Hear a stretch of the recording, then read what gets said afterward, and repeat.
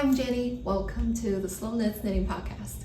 Today I am finally doing my long overdue Rhinebeck recap.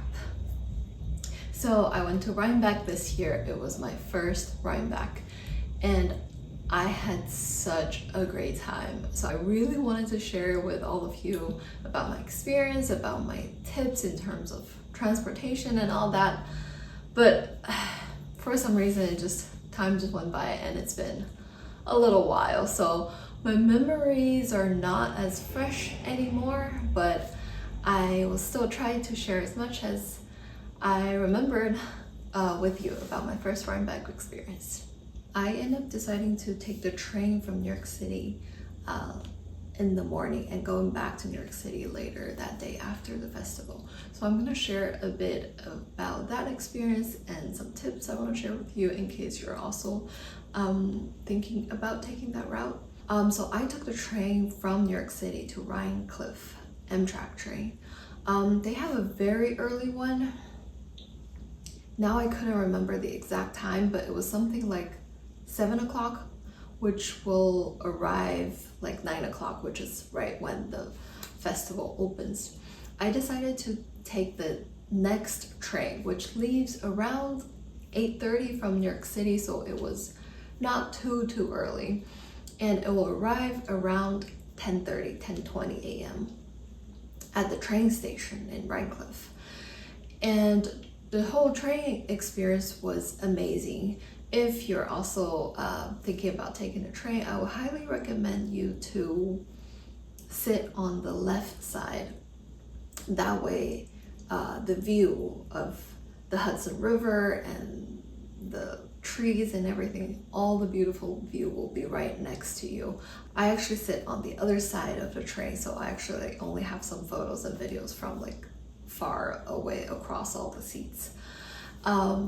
The train experience was great. A lot of people on the train was going to Rhinebeck. Not everybody. For some reason, I was expecting everybody on the train to be going to Rhinebeck, but this train actually goes all the way to Montreal. But there are definitely a lot of people who are going to Rhinebeck. You can kind of tell from what they're wearing. I ended up chatting with the girl sitting next to me. We just recognized each other's handmade items, and she shared a bit her experience. She's been to Rhinebeck many times. She is super kind, because what happened is after you arrive at the train station, it's about a 10-minute drive, only a few miles to the actual festival. But it's not really walkable. So you have to get a car to get to the festival from the train station. I thought this will be very easy. And other people on the train also said, oh, there will be cabs over there, so don't worry about it. But once we arrived at the train station, we weren't the first one to get out of the train. By the time we got out, you just see a lot of people end up forming a line by the station. And apparently by the time we got out, we didn't see any cabs anymore, but apparently these people are saying there were some cabs right here. The first people just got in and the cab driver just said that they will come back, and there's no number to call or anything. And mind you, this is a very small little town, so there's no number to call for a cab service or anything. You just kind of have to wait there. The other option is, of course, Uber or Lyft, but mind you, this is a very small little town. I ended up deciding to share a ride with the girl sitting next to me. She was super kind. We were trying Lyft and there was just absolutely no Lyft in the area at all. And some other people were trying Uber. I think Lyft was definitely not working. There was absolutely no Lyft. I think there are some Ubers, but they're taking forever. But then after a long time, it was not coming, everything. So we just kept trying with that. At the same time, just wait for the cab to make another round to come back. I don't know how, but the long line just disappeared really fast. You kind of just lost track of how did all these people got a cab at the end of the day or got an Uber at the end of the day. You just kind of, all of a sudden, most people are gone. There were just a few small groups left. So we ended up waiting for the cab to come back. And at that point, you kind of were fighting for the cab a little bit, not really fighting. So the road is this way and the cab will come in this way. Later, people start to realize if you stand here, the cab will never get to you because whoever stand right in front over here will be the first one to catch the next cab when they come back. So these other two girls, they actually ran to that side, that direction, and grabbed the cab that came back. And the two girls, they call us to share it with them. Everybody was really nice in terms of we were all willing to share a car with everyone. What surprised me was the cab driver was definitely taking advantage of this opportunity, this fiber festival opportunity to make some cash. So he was only taking cash, and it was $10 per person for this 10-minute drive. It's less than 10 minutes. I'm pretty sure it should be like 5-7 minute drive. So the four of us will be $40 cash. And again, the girl who I sat with on the train, she's super kind and she has cash, so she was able to got all four of us to the actual festival. I'm really grateful for her. So by the time I got to the festival, it was close to 11 o'clock already. My train arrived maybe like 10:20. I finally got there at around 11 o'clock. And it was just super overwhelming. I first walked around a little bit and I saw all the food lines, all the people. It was just people everywhere. I was quite overwhelmed. And I went by myself, by the way. And I'm really grateful that for those people who organize meetups. I already know from last year, I saw that Geraldine from the Wandering Flock, she organized an Asian maker meetup. I saw this last year on Instagram and I was like, oh, that is such a great one. I wish I could go. And this year she did it again, and that was at 11:30. So right after I got in, I went to the hill to meet other people. It gave me a chance to meet other people. So that was really nice. I met her, she's super nice. I met Amy from Levity. There's a bunch of these other great makers, creators that I got to meet. I got to talk to some people right away. So that was really nice for someone who was going there alone. And it just gave me a chance to talk to people right away. After that meetup, I was already feeling hungry, so I just got into a random line and got some food. It wasn't that good. I watched some video to prep for Rhinebeck, so I knew that I should bring a bottle of water and some snack. I did bring that, but I still ended up feeling too hungry, so I got some random food. Later, I realized I heard other people's experience. They were getting food a bit later, maybe around 1 o'clock, and the line was really bad for them. I think because I went to the lunch line around like, I don't know, 12 o'clock. So the line wasn't that bad for me at all. So after lunch, I officially started to explore. This is the map that they give you that looks like this. I already saw this map a little bit online, and by the time I start exploring, I realized I could not understand this map at all. I could not read this map. I was so confused and I was lost for basically 2 hours. Not 2 hours, but at least an hour and a half, maybe. I had no idea where I was. I had no idea which barns or which spot I have seen, what I haven't seen. I feel like I was just walking around the same spot over and over again. for maybe an hour. But eventually I kind of got it, and I kind of walked through, I think, everything. And that was slightly exhausting. I definitely took some breaks, and I was surprised that I actually bought some stuff. So going into Rhinebeck, my biggest goal, what I want the most, is to meet people, talk to people, connect with other makers, podcasters, yarn lovers.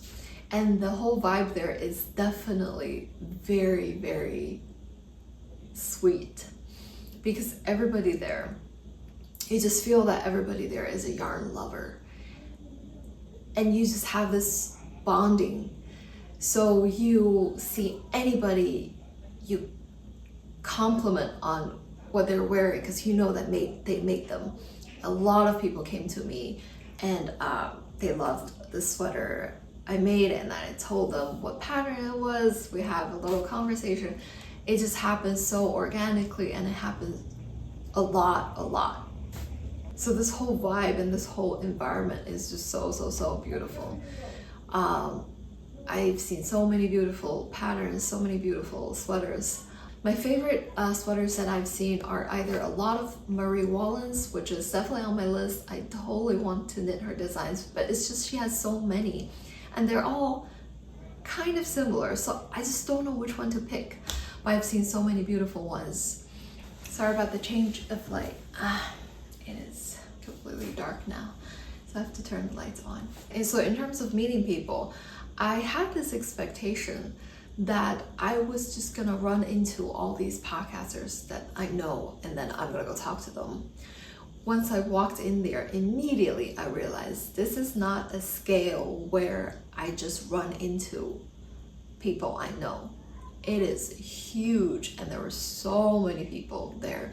I think I'm not sure about the exact number, don't quote me on that, but I think the cab driver told us there's gonna be 30,000 people here. I'm not sure. So immediately once I walked in, I realized this is not the scale where I can just casually run into people I know.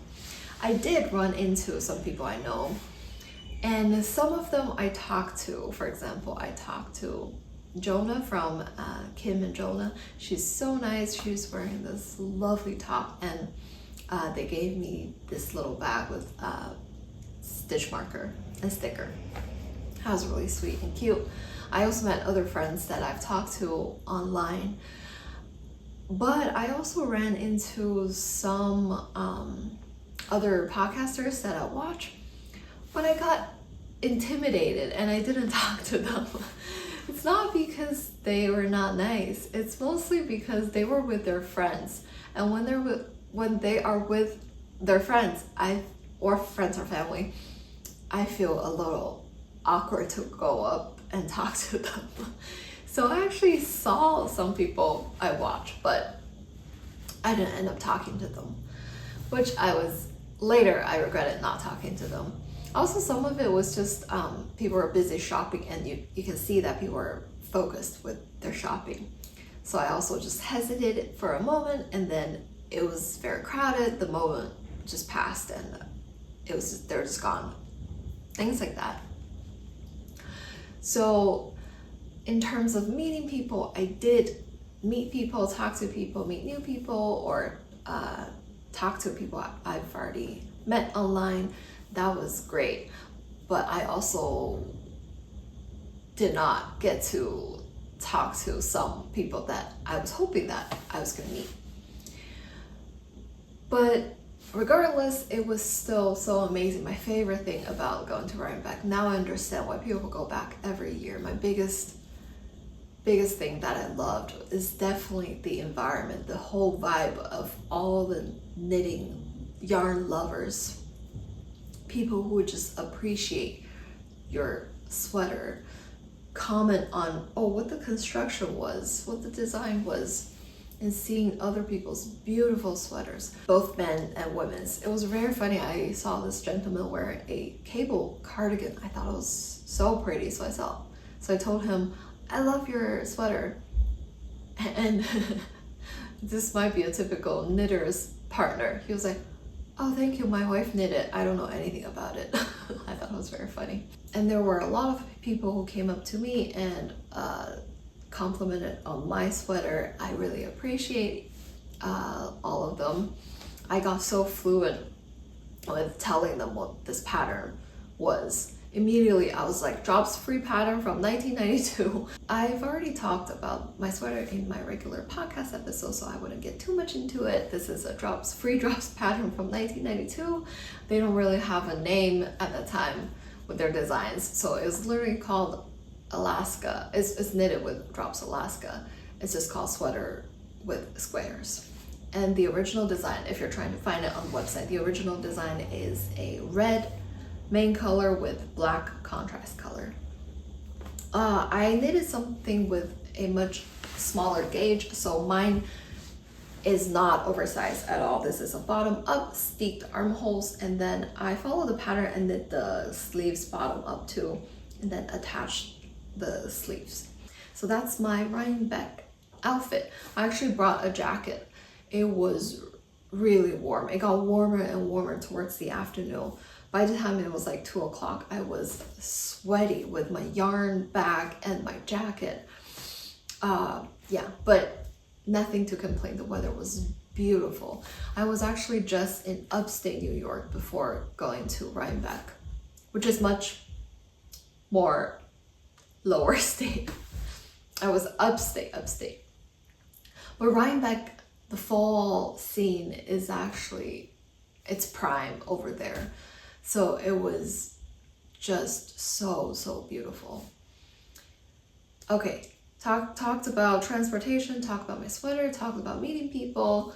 The other thing that I was very pleasantly surprised was with all the other events or things going on. I saw a little bit of the dog things, but there are a lot of people around the dog event. So I couldn't see too much about those. I saw the Alpaca parade, and I also saw people, I actually don't know the word, when they cut the sheep's fur. They were doing that. And the sheep was just chilling there. That was pretty funny. And the most fun thing is definitely the auction. I had no idea what the auction was, but I was just shopping and then I heard the auction. I went over there. It was just so fun to listen to this guy.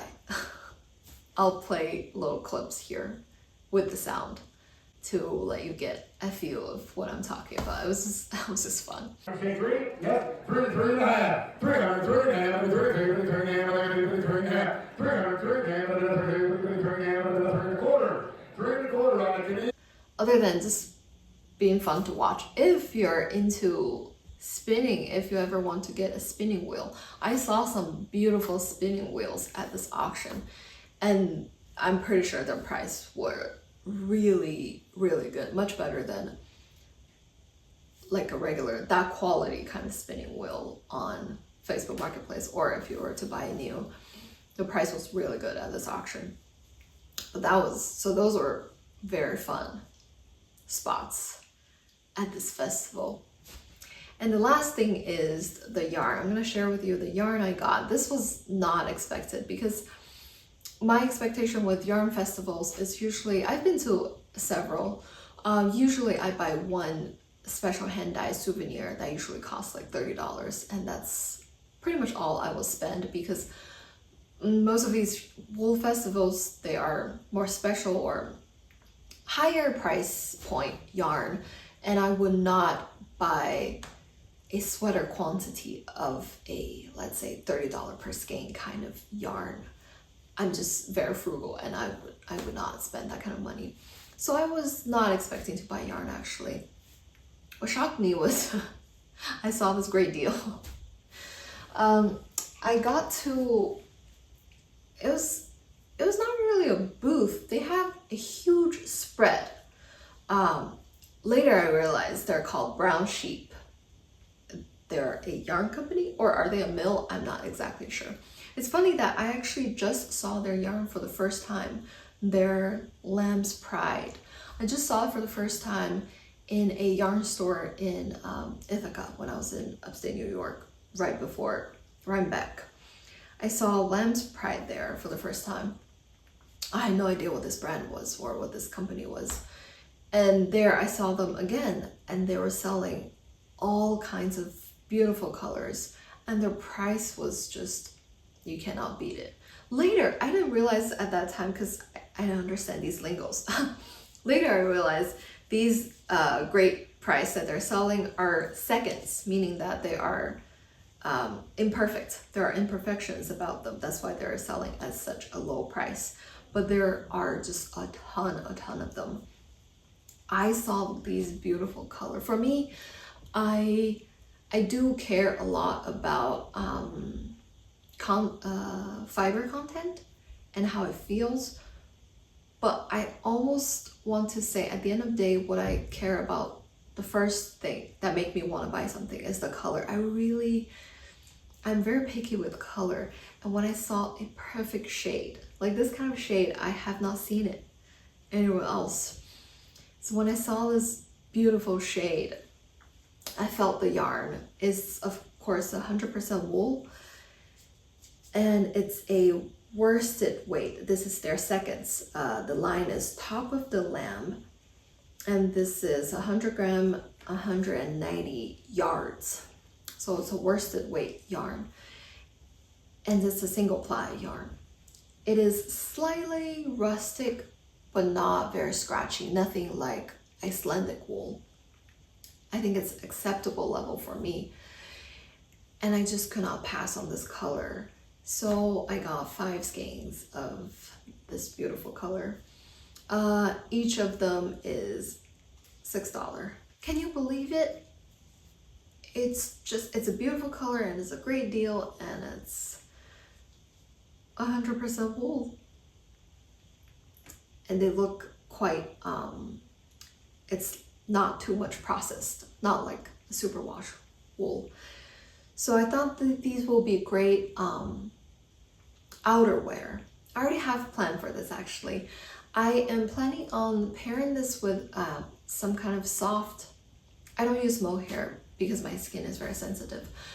So I usually go for like a brushed alpaca, something like that. I'm gonna pair with a strand of that kind of lace weight, soft yarn, and then knit up a winter jacket. I'm very excited for this. So like I said, I wasn't planning on buying yarn, especially sweater quantity. Whatever I end up buying are all things that are something unique about them, like the color, and then also that was a great deal. And this one is this company, they are northernwool.co. And what's special about these yarn is they are recycled. She has this whole story written over there. So these are yarn that are recycled from large scale manufacturing, and our color dyeing and plying is spontaneous. So that is why I decided to get them, because I think it's very, very unique. These are recycled from large scale manufacturing. I'm starting to be more and more conscious about the environmental impact, so I really appreciate. And the other thing, again, it's the color. I find like browns or red, I find red is one of those colors that's really, really hard to find for me, the perfect shade, because a lot of red can be very cool tone, like pink based, blue tone, pinky or purpley red, and they just don't suit me. I need something orangey, something warm. And this red is very orangey. And their yardage is also really good. This is a 100% fine wool. It's lace weight. It's 100 gram, 600 yards, or 548 meters. So I only got 2, which make these 1,200 yards, which will be enough for me to pair with something else. I already had a plan. I had this brushed lace weight yarn that's red. I was gonna pair with that, but now I realize that yarn is actually really pink. It's not the orangey red. So I'm gonna get a different one because I already had planned for that red cardigan I'm planning on knitting. And my original plan was to get knitting for olive blood orange because I know that is orangey red. And I saw these, I decided to get them because they're perfect. Actually later on that day, I ran into a friend and she brought her knitting and she's actually knitting for olive blood orange. So I was able to compare it a little bit. Even though this does look very orangey red, but blood orange is more like an orange. This is an orangey red. That one is a reddish orange. So that color is actually way more orange than this. But this is still a beautiful, perfect tone of red for me. So I was really, really happy to get them. And they're recycled. Just are so special. I'm definitely gonna check out this company more, see what else are they up to. They also have some other really beautiful blue colors.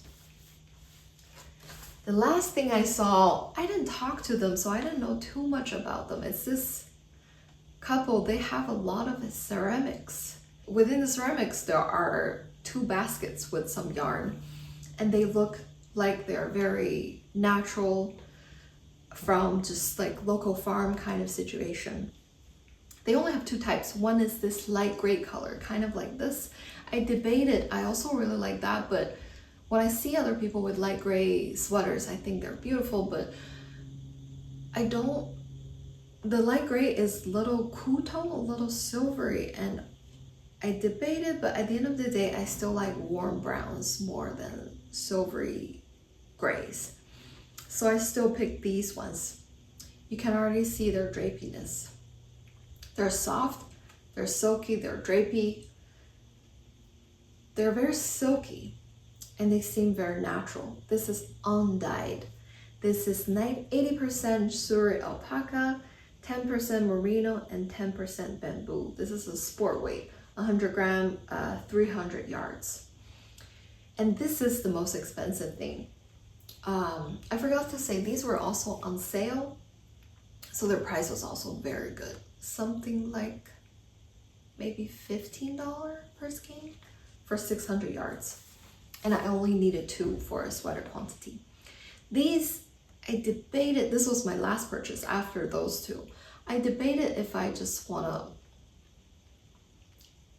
do it and buy a sweater quantity. These are $30 per skein. I would need to buy at least 3, but 3 might even be a little short for me,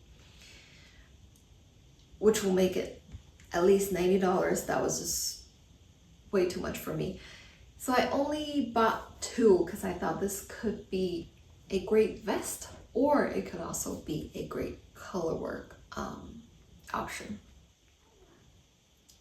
So I got these beautiful natural brown color alpaca.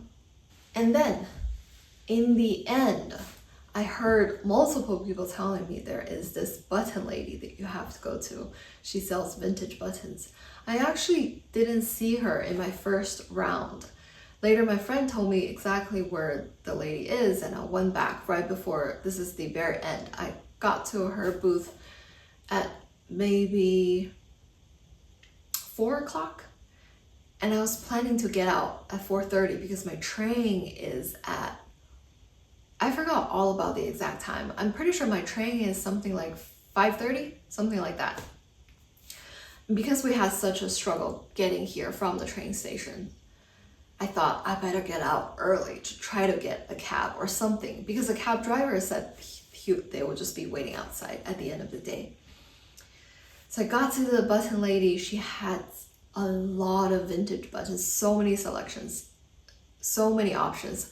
I was experiencing paralysis by analysis. I just could not decide, and I was running out of time. At the end, I decided to get this set. She put them in these beautiful sets. I think she curated the most beautiful sets there. This is what I got at the end, and her price is also really good. I think this set of 6 buttons was $12. I saw the buttons my friend got from her. They're just all so beautiful, but I didn't have enough time to dig through. I think so. My tip for myself or for other people is I think I would reserve an hour at this button place, just because it's a sea of buttons and there's so many good ones. And if you're kind of like a more indecisive person, you probably need an hour there. So this was my last purchase. And then I ran out. I think I made several mistakes. I should have left sooner. And I should have went back to the same gate where the cab dropped us off. I went out to a different gate.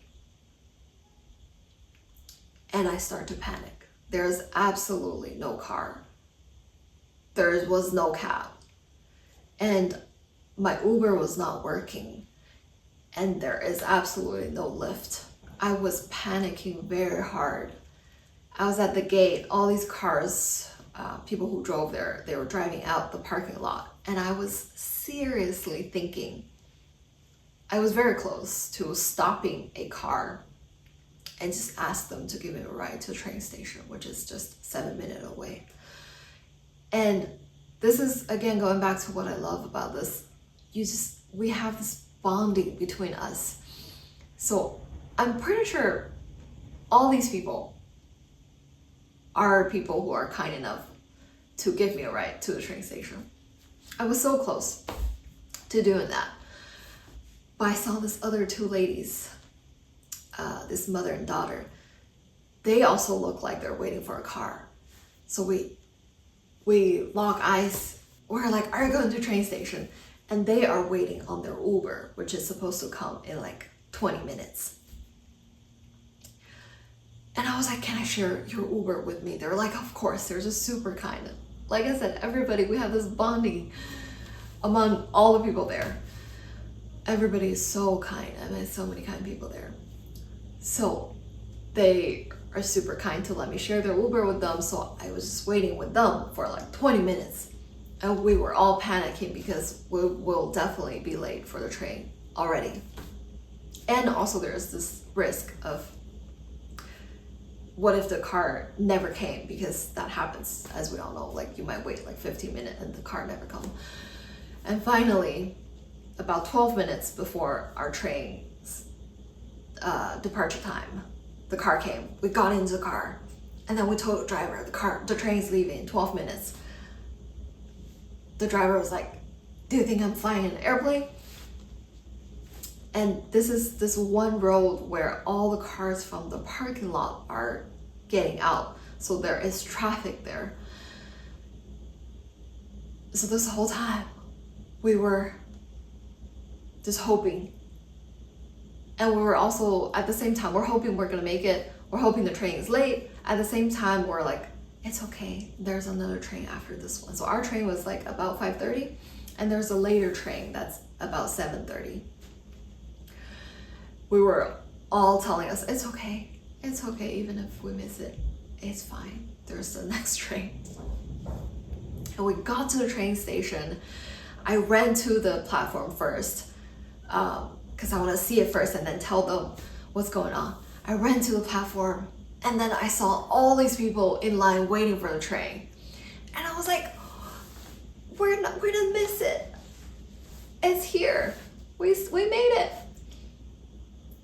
So yeah, the train was quite late, at least 15 to 20 minutes late. So we made it. We got on the train. And wow, even just talking about it, I was reliving the nervous, the stress from that moment. I can still feel it. And then on the train, I talked to this other lady next to me. I had a great talk with her. It was just such a great experience.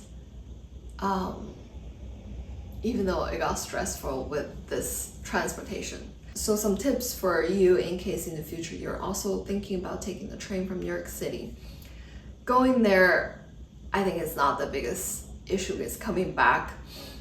The biggest tip, one, is to leave yourself plenty of time to get to the station. Number two is I would definitely make sure that, one, my Uber is working. Two, like in the morning when I got dropped off by the cab driver, I really should get that cab driver's number, something like that. And then number three is when we got dropped off, we were at this gate and the parking lot is at this gate. I left at the parking lot. I think that was a mistake because the cab driver dropped us off there. So I should know better that the cab driver is going to be come back to that gate to pick up people. He wouldn't be coming to the parking lot, which makes sense.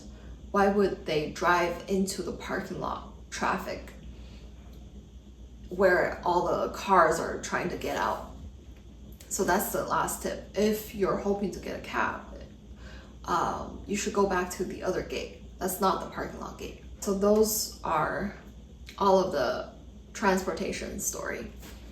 At the end of the day, I still feel like this was such an amazing experience because of all the amazing people I met, all these kind people who helped me, and all the great love we share for knitting, for yarn, and the interactions we had. That was just the best part. This made me understand why people go back to Rhinebeck every year, and also made me really appreciate these big yarn festival. I've been to smaller ones where I think the focus is more on buying, where this is a whole environment you're in. And other people are also hoping to make interactions with each other. So I think I would want to go back to Rhinebeck, but it's very far from me. I live in California. This time it worked because we were doing an East Coast trip anyway. It happened to be the same time as our trip. So it worked out that way. It will be harder for me to just go there just for this yarn festival. So my hope is that if I could go again, I would hope to go with a knitting friend. I think that would be a lot of fun, and stay in town and maybe go on Sunday as well. That would be great.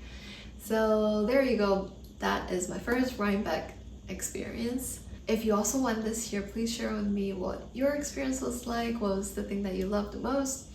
If you don't have the opportunity to go, just share anything with me. Share with me what you've been knitting on right now.